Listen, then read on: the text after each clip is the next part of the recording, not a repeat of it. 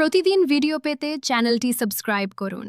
কুসুম ধারাবাহিক সিরিয়ালে আজকে দেখতে পাবেন একটা গ্রাম থেকে উঠে আসা সাধারণ মেয়ে আজ সে বড় কর্পোরেটর ব্র্যান্ডের মুখ, কিন্তু সেই পরিচয় আজ কুসুম সরকারের জন্য অভিশাপ। মন্দিরের সামনে জনসম্মুখে কুসুমের মুখে কালি। এই অপমানের পর কি সে আর টিকতে পারবে গাঙ্গুলি পরিবারে? এপিসোডের শুরুতেই আমরা দেখতে পাই কুসুম সরকার আবেগে বলে, কালকে আসার সময় আপনার সঙ্গে দেখা করেই আমার মন ভালো হয়ে গেছে। ছোট সাহেব শান্ত গলায় জানায় ফর্মালিটি শেষ করেই সে ফিরে আসবে। এই মুহূর্তে কুসুম নিজেকে নিরাপদ মনে করে হঠাৎ কিছু ফ্যান সেলফির অজুহাতে কুসুম সরকারকে ঘিরে ধরে। প্রথমে উচ্ছ্বাস, তারপর শুরু হয় অসভ্যতা। কুসুমকে ধাক্কা দেওয়া হয়, অশালীন কথা বলা হয়, আর শেষে কুসুম সরকারের মুখে কালি লেপে দেওয়া হয়। একজন ব্র্যান্ড অ্যাম্বাসেডর দিন দুপুরে চরম অপমান। কুসুম কাঁদতে কাঁদতে বলে সে কিছুই করতে পারেনি। মেঘা দীপালি বুঝে যায় এই ঘটনা সাধারণ নয়, কিন্তু পরিবার থেকে বলা হয় পুলিশে গেলে মিডিয়া ঝামেলা হবে। কুসুম একা হয়ে যায়। মেঘা সরাসরি প্রশ্ন তোলে, আমরা কি কুসুমের উপর ব্র্যান্ড অ্যাম্বাসেডরের বোঝা চাপিয়ে দিচ্ছি? সে মনে করিয়ে দেয় কুসুম এসেছিল দিদিমার সেবা করতে, সেলিব্রিটি হতে নয়। এই কথায় সবাই চুপ। কুসুম ভেঙে পড়ে বলে, আমি ব্র্যান্ড অ্যাম্বাসেডর হতে চাইনি, আমি শুধু দিদিমার পাশে থাকতে চেয়েছিলাম। দিদিমা বুঝে যায় কুসুম ভয় পেয়ে গেছে, সে মানসিকভাবে প্রস্তুত নয়।